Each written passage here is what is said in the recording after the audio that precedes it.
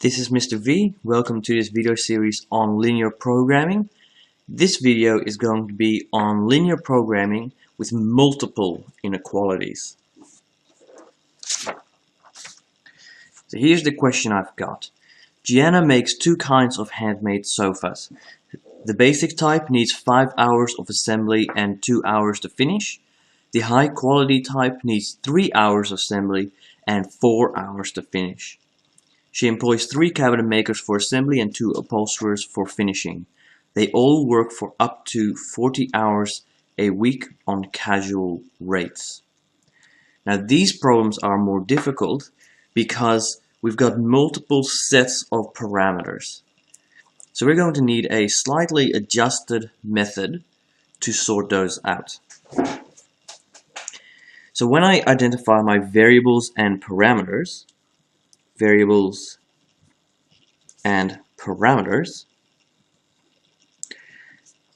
going to split the parameters in two. So I'm going to split the parameters in two so that I can cover both sets of parameters that we've got. Now it's very important to remember that the variables are the things that we can change.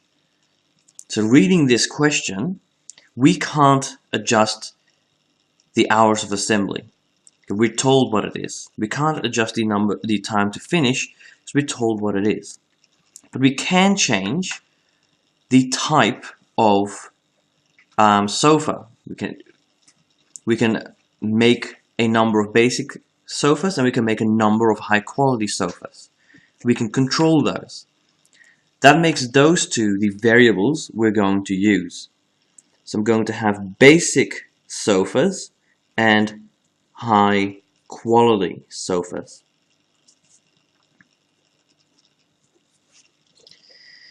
Now the parameters are going to be grouped in two groups: assembly time and finishing time.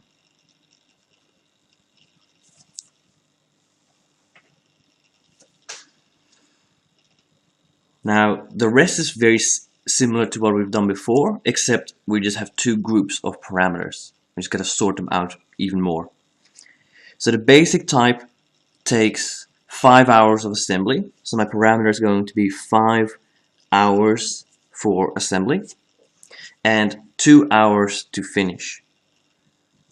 So the parameter is 2 hours of finishing time. For the high quality couches, we have 3 hours of assembly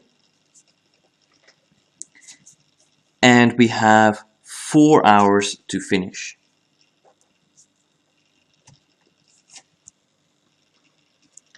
Now in this case, what I'm going to do is I'm going to put my constraints on the side of my table. Now at the moment I only need these. I know that I don't have any constraints for the number of sofas, but if you did, you would then tack on another row on the side here. I'm going to leave it off because I know I don't need it. Okay, now she employs 3 cabinet makers for assembly and they work 40 hours each. 3 times 40 is 120. So the total assembly time needs to be less than or equal to 120. She also employs 2 upholsterers for finishing, which also work 40 hours. So this is going to be 2 times 40, which is 80. And the finishing time again needs to be less than or equal to 80. From here, it's a simple case of drawing the linear equations and then graphing it. So I'll speed through that. So I'll go very quickly. Let's make this one and this one too. So linear equation 1, we're going to end up with 120 needs to be larger than or equal to 5b for basic plus 3h for high quality. And And if I rearrange for h, this equation is going to rearrange to h is smaller than or equal to 120 divided by 3 is 40, so I'm going to put 40 over here, and we're going to have minus 1.67b. If you're a bit hung up on how I got to that answer, go back to one of the previous videos.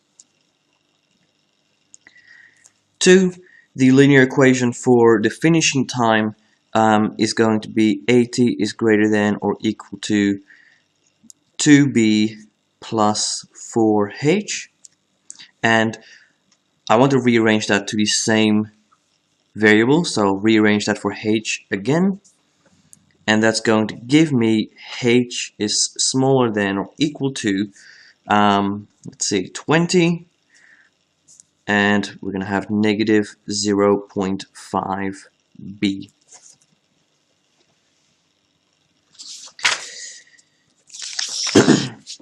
Now I've already done up a grid for these questions.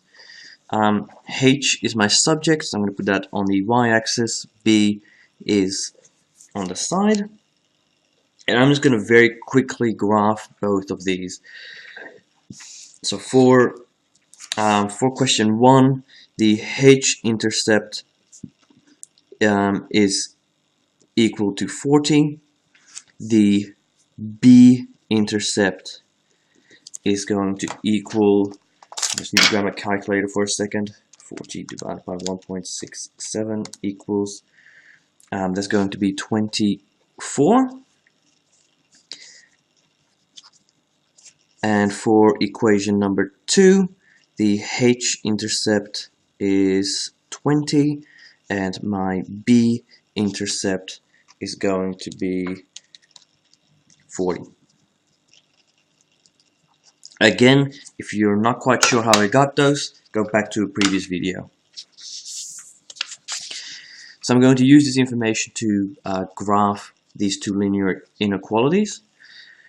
So equation 1, h, I'll put this in blue, h is 40, and the b-intercept is 24, 20, 22, 24.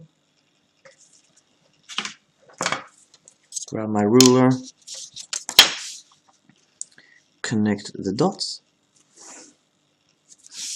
and this one is below the line. And my second inequality, just put a quick 1 here, my second inequality has a h-intercept of 20 and a b-intercept of 40. And again, connect the dots.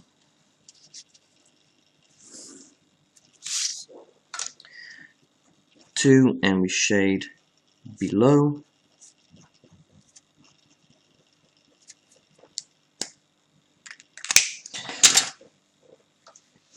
And the common area shows us our possible solutions, and we can see that this area in here is the only area that's below line 1 and below line 2. So this is our common area. So this shape in here covers our possible solutions.